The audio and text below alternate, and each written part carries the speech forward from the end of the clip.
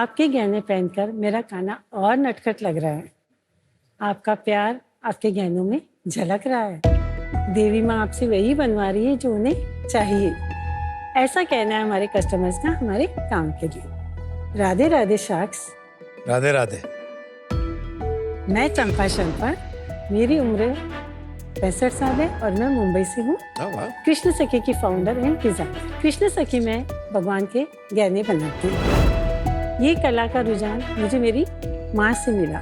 समय के रहते रहते ये भगवान को प्रति आस्था व्यक्त करने का जरिया बना। शाक्स कहते हैं कान्हा की भक्ति करते हैं तो हमें उनसे एक रिश्ता बनाना चाहिए। मैंने कान्हा को अपना सखा बनाया और मैं बनी कृष्ण सखी। मैंने जीवन में कई कठिनाइयों का सामना किया है, पर समय समय पर भगवान ने मुझे प्रेरणा दी और रास्ता दिखाया। कृष्ण सखी में हम भगवान के गहने एक आस्था से बनाते हैं। धीरे धीरे मेरे परिवार और मेरे दोस्तों को इसकी डिमांड बढ़ने लगी। मुझे एहसास हुआ कि कहीं एक संकेत था कान्हा का कि मुझे एक नया रास्ता खुलने का। आज कृष्ण सखी में 47 महिलाएं मेरी इस आस्था से जुड़ी हुई है। मैंने और मेरी टीम ने 15,000 से भी ज्यादा मंदिरों की मूर्तियों को गहनों से सजाया। मेरा बेटा विजय, उन्होंने मेरे इस बड़े प्रोजेक्ट में मेरा पूरा साथ दिया है। मेरी इतनी हिम्मत नहीं होती मैं अकेले आके खड़े हूँ। मेरे कस्टमर्स और उनके विश्वास से आज मैं इस मंच पर खड़ी हूँ। भारत में भगवान का गहनों का बहुत बड़ा मार्केट है, पर पूरी तरह से अनऑर्गेनाइज्ड है। मैं किसी से कंपटीशन नहीं करना चाहती, पर मैं चाहती हूँ सबके भगवान मेरे ही गहने पहने। इसके लिए मेरी आस्क है 2.5% फॉर 37.5 लाख रुपए। शाक्स, आखिर में सबसे यही कहना चाहूँगी कि आपकी जो भी इच्छा है, आपकी जो भी हॉबी है, वो काम आप समय निकाल कर जरूर करें। क्या पता क्या बन जाए, जैसे मैं बनी कृष्ण सखी। Champa ji, welcome to shark tank. Thank you. आपने एक बात कही कि आप अपना काम बड़ी आस्था से करते हैं। That I think is very important. थोड़ा अपना बताइए, आपका कैसे जर्नी रहा, कैसे आपने ये शुरू किया? मैंने एक जीवन में एक लक्ष्य मांगा था भगवान से कि एक उम्र के एक पड़ाव में आके मुझे एक लक्ष्य चाहिए। पैशन तो शुरू से ही था। माँ के साथ में रह के हमने बहुत कुछ सीखा था। 2011 से मैंने स्टार्ट किया। क्राफ्ट्सविला वगैरह में से डाला, पर वो इतना क्लिक नहीं हुआ। फिर 2017 में प्रॉपरली मैंने अमेज़न पे स्टार्ट किया। साल में 1-1.5 लाख रुपया आ जाता था, पर मैं उसको चैरिटी करती थी। 2023 में विजय को मैंने बोला कि लोगों की बहुत डिमांड आ रही है, मुझे ऐसा लगता है कि और लोगों तक मुझे पहुंचाना है। तो उसने वेबसाइट बनाई तो मुझे अच्छा लगा और लोगों तक पहुंचा। शार्क टैंक देखा था क्या आपने? शार्क टैंक तो देखते ही थे। उसी से आइडिया आया आपको कि कुछ कर लेते हैं? फिर स्टार्ट किया। मैंने बोला मुझे और लोगों तक पहुंचाना, सबके भगवान मेरे ही गहने पहने।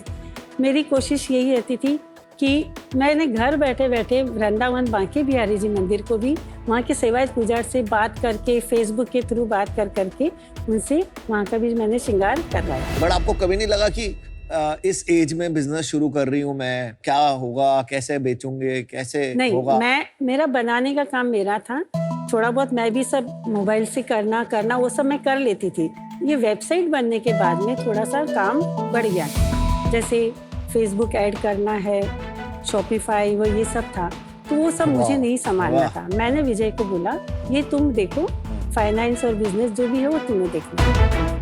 बहुत अच्छा किया। और ये शॉपिफाई वर्ड सुन के बहुत मजा आया।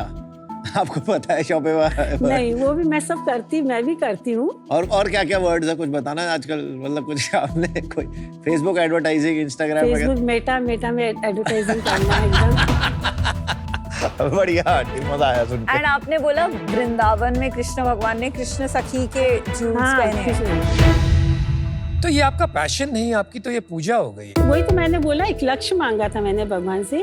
लेकिन क्या आप इसको एक व्यापार की तरह देख पाती हैं? दोनों को मिक्स हुआ है। अच्छा, बिजनेस भी मिक्स हुआ है, पूजा भी मिक्स हुई है।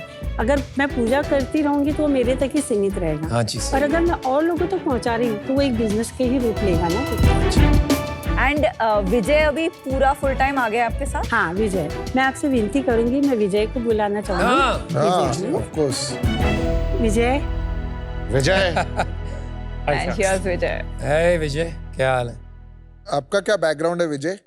मुझे 20 साल का एक्सपीरियंस है प्रोडक्ट एंड गेमिंग में। अच्छा। मैंने मेरा करियर फिल्म से शुरुआत करी थी।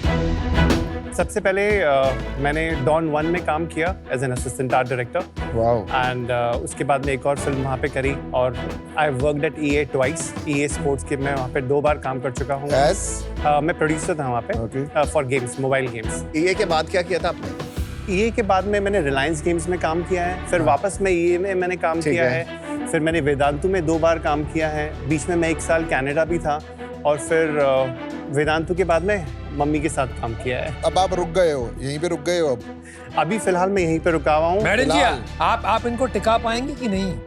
ये तो किसी के हाथ नहीं आते हैं। ये तो आंटी ने बोला आप लगा के दूंगी तो। करना ही पड़ेगा ये, मेरा पूरा सेटअप करना है, फिर बाद में तुमको जो करना है करोगे।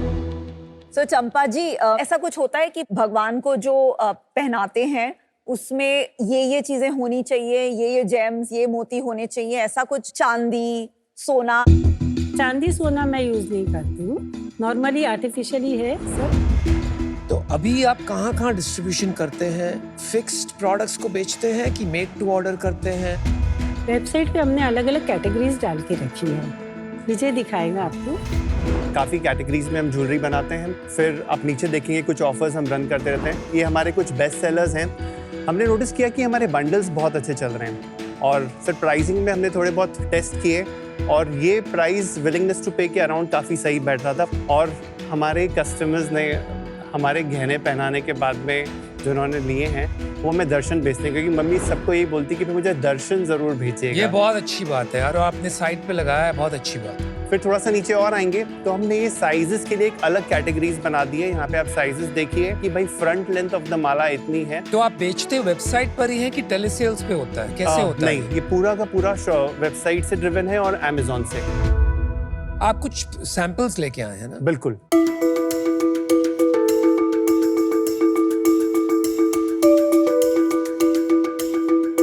थैंक यू विजय जी। विजय जी टिक जाना अब इस पे। इन्होंने बोल दिया ऑलरेडी कि मैं फाउंडेशन तक हूँ, स्टेबलाइज कर रहे हैं सब।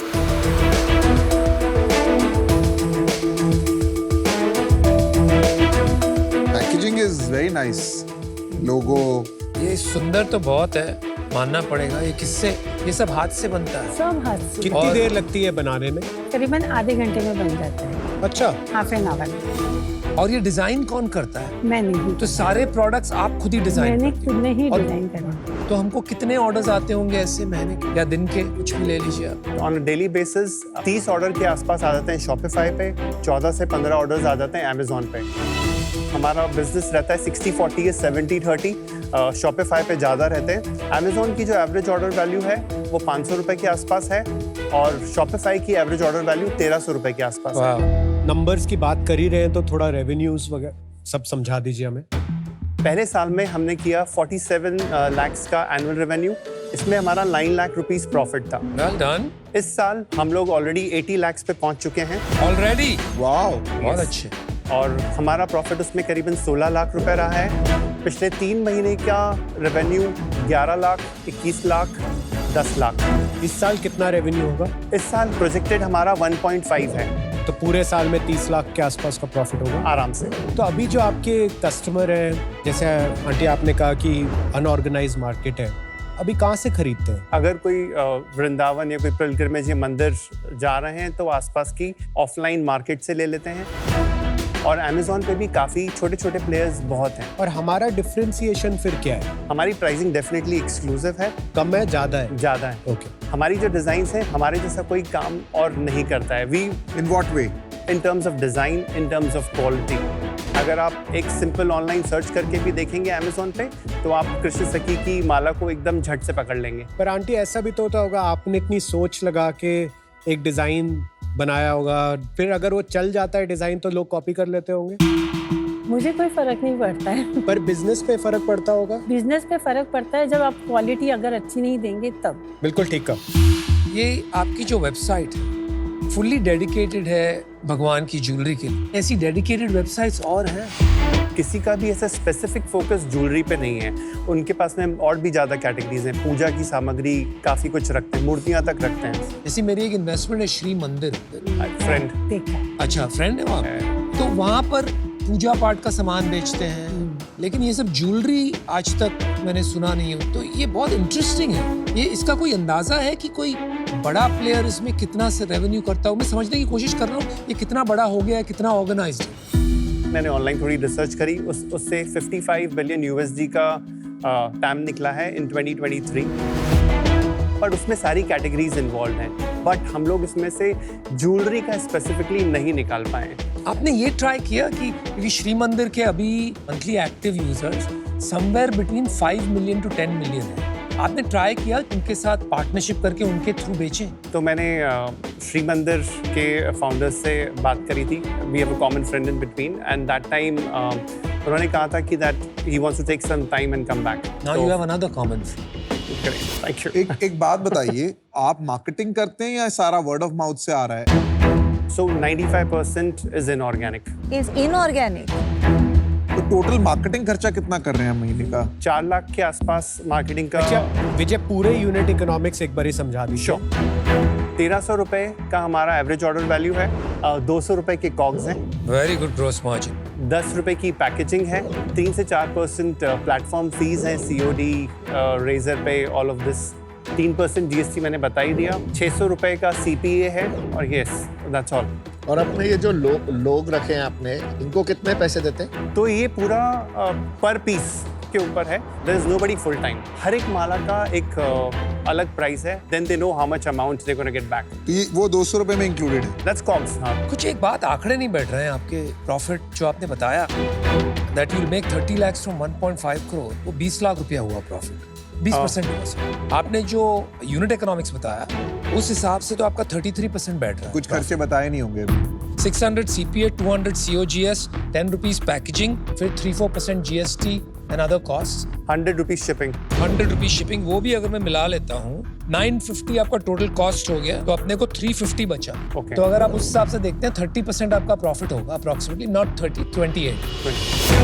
कुछ खर्चे निकालते हैं आप घर के लिए? हाँ, अभी इस बार निकाले हैं 2-3 लाख रुपए। ओके, देयर सम मिसिंग, जरा आप देख लीजिए, इनका कान पकड़ के ठीक कीजिए आप। नहीं, वो मेरे पास में है अकाउंट, नहीं, वो इसके पास नहीं है। बट कहीं आपके नंबर्स नहीं आ रहे। But let's move on. आप हमसे क्या चाहते हैं एंड कैसे स्केल करेंगे? मैंने कभी भी बिजनेस किया नहीं है, टू बी फ्रैंक। पहली बार ही बिजनेस है, वो भी मम्मी की वजह से। हमने एक प्रोडक्ट और सोशल प्रूफ की एक फाउंडेशन बना ली है, पर ब्रांडिंग में अभी तक हमने कुछ भी नहीं किया है। हम लोग एक ब्रांड प्ले पे भी फोकस करना चाहते हैं थ्रू कंटेंट, थोड़ा इन्फ्लुएंसर्स के साथ में पार्टनरशिप बेसिकली करना चाहते मार्केटिंग हैं। वगैरह की तरफ। पर आंटी, मैं अब एक क्वेश्चन पूछूं। आपने देखा है कभी कि इन्वेस्टर के साथ क्या होता है? वो लोग ये मांगते हैं कि आप हमारे को बताओ आगे क्या होगा, आगे एग्जिट कैसे होगी। तो आपको इन्वेस्टर क्यों चाहिए? अच्छा भला काम चल रहा है। थोड़ा काम तो आगे और बढ़ना चाहिए ना। हाँ जी। एक सीढ़ी तो चढ़ गए हम, सीढ़ी को और ऊपर करना है तो उसके लिए तो कदम बढ़ाने ही पड़ेंगे ना। जितना आप रेज कर रहे हैं आज पैसा, उतना तो आप प्रॉफिट कमाएंगे इस साल। सो मेरे को आंटी से सुनने दे एक मिनट विजय भाई। पैसे की बात तो देखो कहीं खत्म होती ही नहीं हाँ है। जी। पैसा तो कहीं भी काम आता ही है।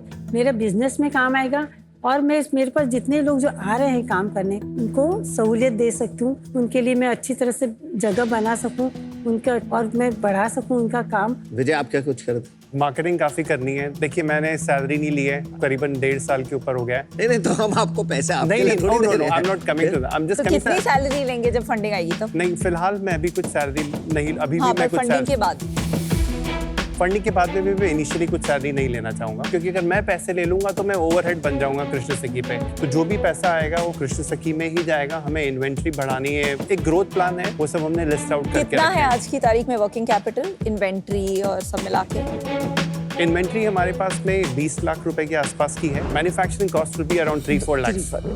अभी अगले 3 साल का क्या टारगेट क्या बनाया आपने? ये साल 1.5, उसके बाद 3, उसके बाद 5, उसके बाद 7। पहले तो चंपा जी आपने बहुत इंस्पायर किया आज। I think true purpose of shark tank आज निकल के आ रहा है। एक आपने जवाब बहुत अच्छा दिया मेरे हिसाब से। आपने जब पूछा कि आप ये प्रॉफिट का क्या करेंगे, तो आपका बहुत ही क्लियर है कि आप लोगों की जिंदगी और बेहतर करेंगे जो आपके साथ जुड़े हुए हैं। And I think honesty, authenticity is coming out in every aspect, Vijay, from you also. तो I would highly recommend आप इस पे stick करें। आपको क्या डिसाइड करना है ना कि आपको इसको कितना कमर्शलाइज करना है। जो कमर्शियल फाइनेंशियल इन्वेस्टर्स है ना, जैसे ही वो आएंगे वो इसको और कमर्शलाइज करना चाहेंगे, एंड वहां पे there could be a misalignment. अभी मैं इससे बाहर हूं because I think you need to do that thinking. I don't think you should raise money today. I don't think इस कैटेगरी में पावर ऑफ ब्रांड्स ऐसे प्ले आउट करेगी, because ये जो सजाना भगवान को हम करते हैं, ये श्रद्धा के लिए करते हैं, इसके लिए नहीं करते कि हमने उस ब्रांड से लिया या ये ब्रांड से लिया।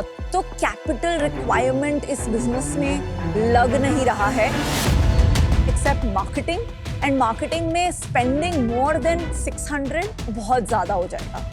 इसको प्रॉफिटेबली चलाइए, मैं आज आउट हूँ। बहुत अच्छा लगा मुझे तो। चलो भगवान के दर्शन हुए, उसके साथ साथ में ये भी सीखने को मिला कि ये भी एक बिजनेस बन रहा है। मैंने कभी सोचा ही नहीं था ये डायरेक्शन। तो शार्क टैंक का ये कमाल होता है, कभी कभी हम लोगों को सिखाए जाते हैं, कभी कभी लोग हमें सिखाए जाते हैं। देखिए, आप जिस लगन से काम कर रहे हो, इससे काम तो बढ़ना ही है। आई थिंक ये एक डिस्ट्रीब्यूशन गेम बन सकता है। ये जो प्लेटफॉर्म्स ऑनलाइन जो कॉर्नर कर रहे हैं मंथली एक्टिव यूजर्स, इनके थ्रू अगर हमने स्ट्रेटेजिक पार्टनरशिप्स कर ली और इनको मार्जिन दे दी अच्छी खासी, अपने पास तो मार्जिन काफी है। इस साल आपने अंदाजा नहीं लगाया, लेकिन 40-50 लाख रुपया बचेगा। I think you can go 5-10x। So I am happy to introduce you to those people. मेरा नंबर आप ले जाना, लेकिन आज मुझे लगता नहीं है लाइक द अदर्स आपको इन्वेस्टर की जरूरत है। So I wish you all the best. मुझे लगता है आप थोड़ा सा विजय अगर डिजिटल मार्केटिंग पे, परफॉर्मेंस मार्केटिंग पे ज़्यादा जोर देंगे तो शायद और मार्केट प्लेसेस पे भी आप सक्सेस पाएंगे। तो आज मैं सपोर्ट करना चाहता था, क्योंकि मतलब बिल्कुल मेरे को अपनी मॉम आप में दिख रही है। मेरा दिल हाँ कह रहा है मेरा, लेकिन दिमाग ना कह रहा है। मुझे लगता है आपको इन्वेस्टर नहीं लेना चाहिए। टुडे आई एम आउट, पर कभी भी कोई आपको मदद चाहिए हो आप जरूर रीच आउट करिए। शुक्रिया। आंटी, काम अच्छा है, बढ़िया काम है, नेक काम है। भगवान करे आपकी कंपनी बहुत बहुत बड़ी बने। और विजय, मुझे लग रहा है कि आप थोड़ा सीरियसली कर सकते हो ना, अगर इसमें सही ब्रांड बन सकता है, इन्वेस्टर भी आ जाएंगे। आई डोंट एग्री कि इसमें इन्वेस्टर नहीं आएंगे, इन्वेस्टर आ सकते हैं। मैं अनफॉर्चुनेटली आज की डेट में आउट होता हूँ। थैंक यू आंटी, बहुत मजा आया। Thank you Champa thank you Vijay ji. जी। Thank you. Thank you, Bye. Thank you. इस मंच पे आना ही मेरे लिए बहुत बड़ी बात थी, और सबका अनुभव हमको मिला है।